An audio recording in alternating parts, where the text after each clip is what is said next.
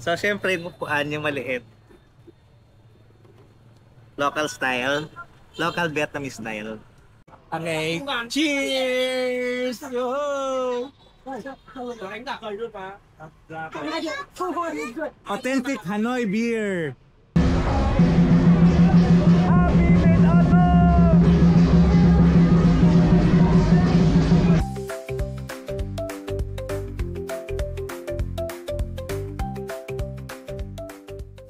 What's up mga pops? So it's our official first night here in Hanoi.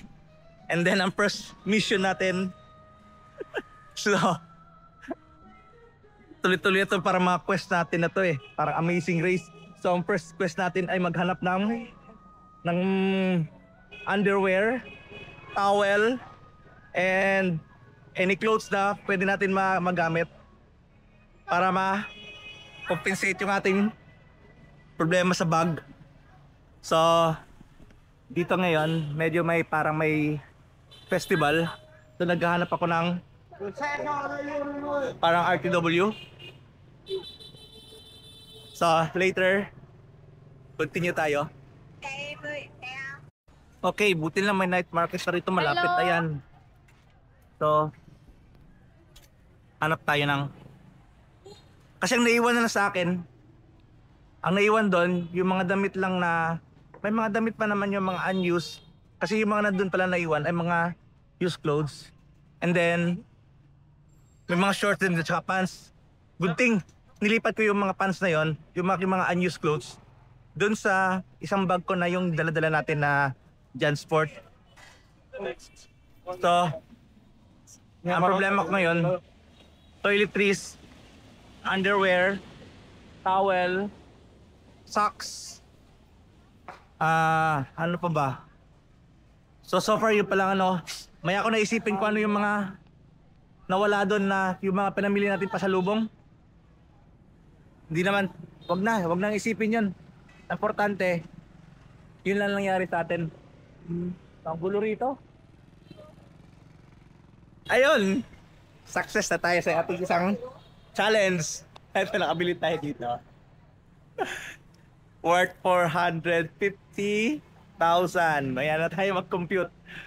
So, record lang yan. Na-record ko lang muna sa 450,000. Ayun na toothpaste, toothbrush, shampoo, sabon, brief, medyas, towelet. Okay, so next quest natin ay magbihis na. Grabe na tong... Asa na ba ako dumaan kanina? Okay. Dun siguro. Overexposed na tong aking kulay blue na ano bang tawag dito? Dry fit. Galing pa tong damit natin hanggang mula sa mula pa to nag-check-in, check-out tayo sa Kausan Hostel. Tapos pumunta tayo ng Promtep Apewat na train station. So, ayun. So, sige. Parang mali yata itong pinupuntahan ko. See you later. Freshen up na. Next video natin, bago ng damit natin. Freshen up na. Keep the spirit high kahit ano nangyari. Okay. A few moments later. So, mga paps, what's up? Eto, freshen up na. Di ba? Hindi na yung ating overexposed na kulay blue. So, ito na, first dinner natin dito sa Hanoi. May nakita akong it's my favorite. Every time na maghahanap kayo ng parang vegetarian or vegan, hanapin nyo yung word na chai. And, siyempre, para safe tayo, hindi naman interested yung iba sa mga ganito. Anyway, because I'm vegetarian, pescatarian, ito lang pwede sa akin. So, tikman natin. Dito lang, malapit lang ito. Ayun lang yung pinag-stay natin na Central Backpackers. Then, ito yung yung mismong night market. So, tayo natin. This is our first dinner. Okay. Taste tayo. Ayan, maraming Okay, mayroong mga side dishes. Okay. This is Bun Ho Tuan Chai. So, nakalagay vegan Noodles buffet. Okay. Hindi ko pa tinanong kung magkano. Pero makita naman dun, mura lang naman nakalagay dun. 20, 20 to 25, 30 to 35. So siguro, kung maximum ito, 35 na. Tatikman natin. So syempre, bukuan yung maliit. Local style. Local Vietnamese style. Tatikman mo natin yung ano.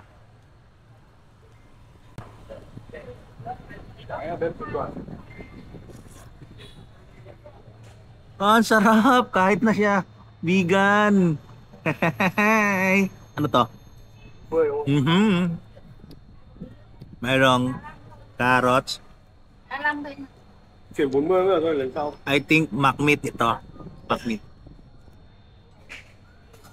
Macmeat. Then lalagyan natin ng chili. Siyempre. Konti lang muna. Em ở tay chỗ đây.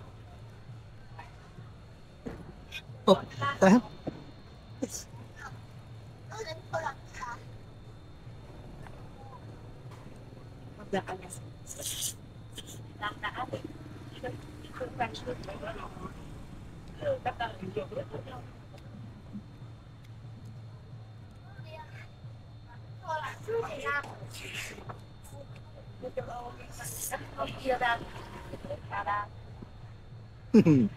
Chị ơi, con thành Ăn sao vậy?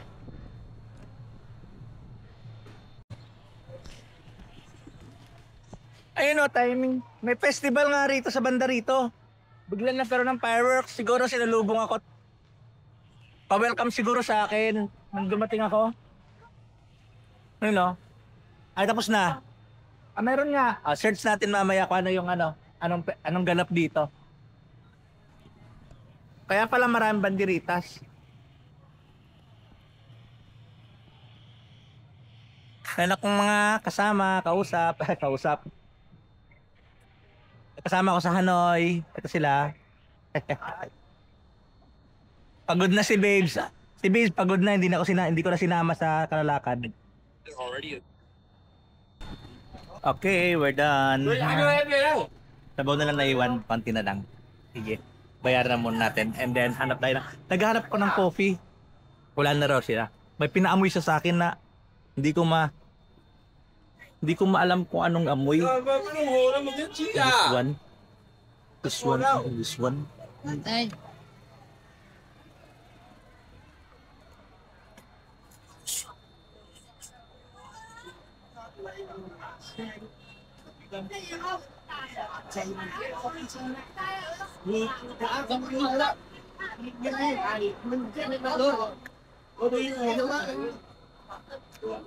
Hindi ko alam ang lasa pero masarap.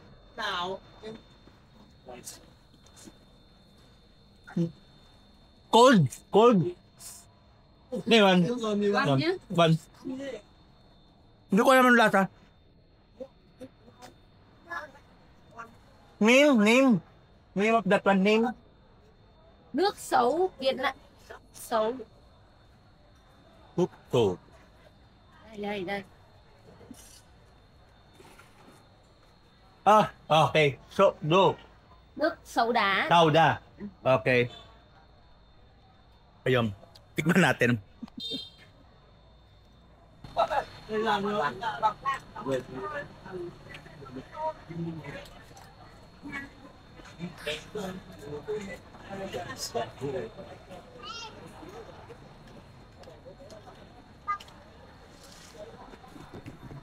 Sa tingnan natin anong magiging lasa nun. Nilagyan niya pa ng yelo.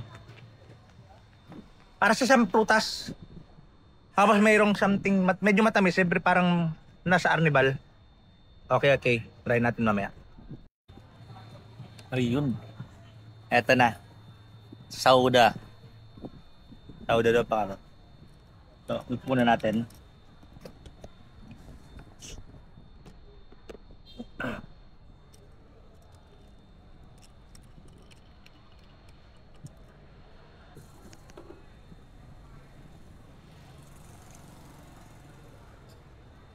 Dahil masarap. Hindi siya parang gulaman pero sarap. Ito yung ano, oh. Parang prutas.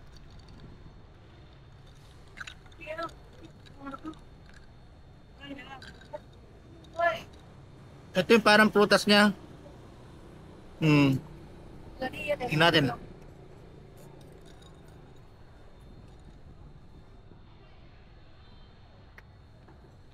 May buto sa gitna. Hindi naman siya longgan. Sige, tapusin ko lang to. Then maglalakad-lakad na ulit tayo.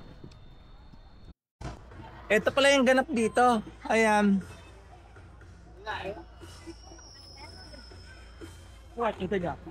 Ay, mga pasparol.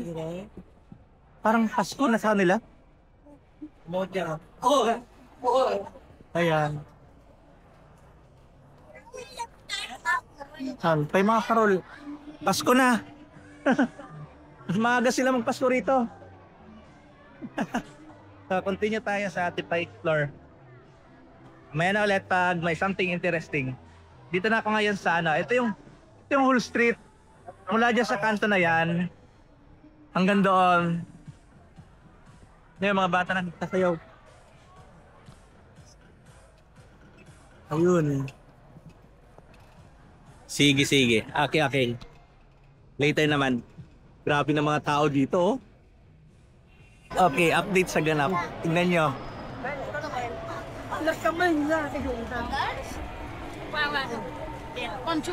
Parang Chinese New Year. Oh, tingnan mo.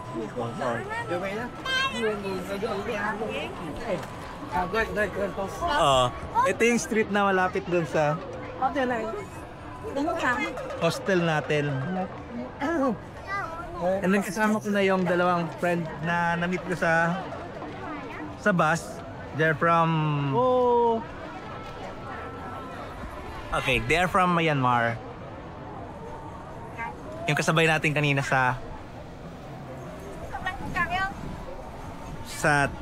Grab. Sa kanilang hostel, nasa kabilang side lang din. Chill muna tayo.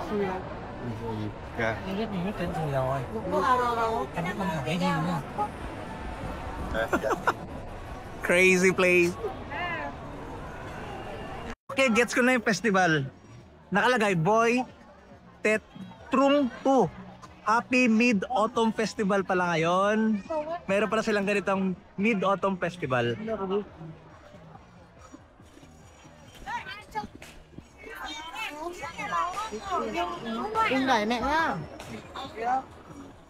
Pala ko yung patulad sa Singapore na ano, na ice cream nilalagay sinapay. Ayun, patay si ate. Stranded na yung dalang motor. Di na makalabas. Boy Tet Trung 2. Happy Mid-Autumn Festival. Okay. Much later. Okay. Cheers! Yo! Authentic Hanoi beer. Yeah. With my new friends from Myanmar. Inom muna tayo. Chill muna tayo. Para mawala ang... Para mawala yung inis. Ang isip natin. Okay?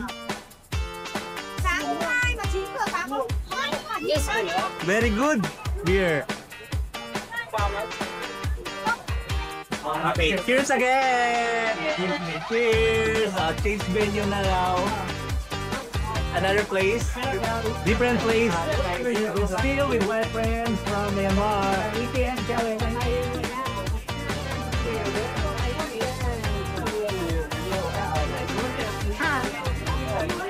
And cheers!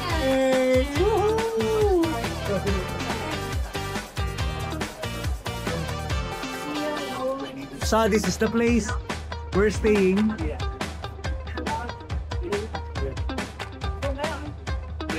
Party! Chill lang with new friends para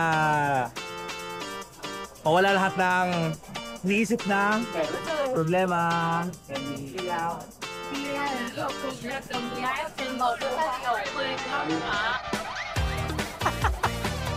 Party party here in Hanoi.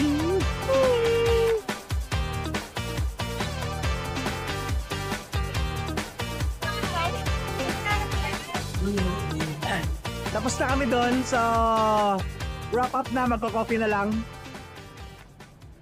So, still walking, ito na.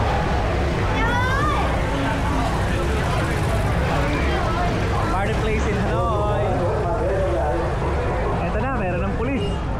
Nagkakagulo na.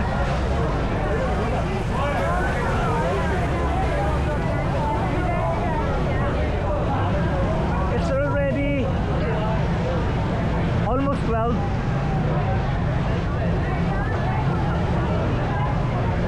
Ayan na.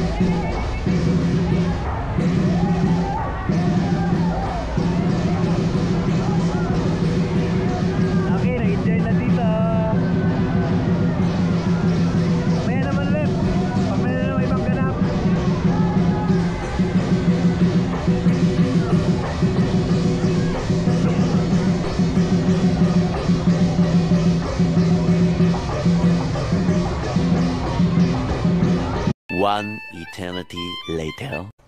Again, yung mga friends natin. Hindi na kami nakapagkape, so before going home, before going sa hostel, eto muna tayo. Try natin banh mi, pero dun tayo sa veggies, tofu, and mushroom. So, eto. And syempre, last beer for the road, Bia Saigon. Ang Bia pala is meaning Bia is beer. Like Bia Hanoi, Bia Saigon, meron siyang Bia Viet. Okay. So Bia means beer. Okay. Malapit lang doon sa ating place. Nandun lang yung place natin. So kain muna tayo before we wrap up the night. Okay. Tikman natin muna ta. Wait lang. Siyempre, tikim lang. Tikim time. Our first banh mi in Vietnam. Pero veggie.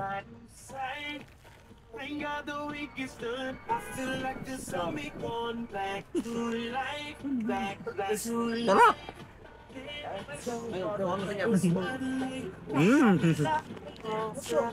Okay, kain tayo.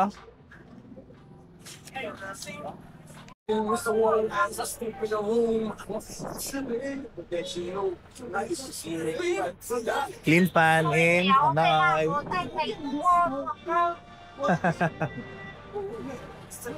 Hipag ni ate. Ang kusog na. Ay. Hi daw. Hello. We're back at the hotel. So wrap up na tayo mga paps. It's already 12 midnight and then tomorrow early naman tayo sa panibago nating series, and then salamat sa pagsama natin. A crazy night in Hanoi. So good night. Thanks for watching. Please like and subscribe sa ating journey, sa ating mga mishaps and ating mga kung ano naganap sa buhay. Thank you.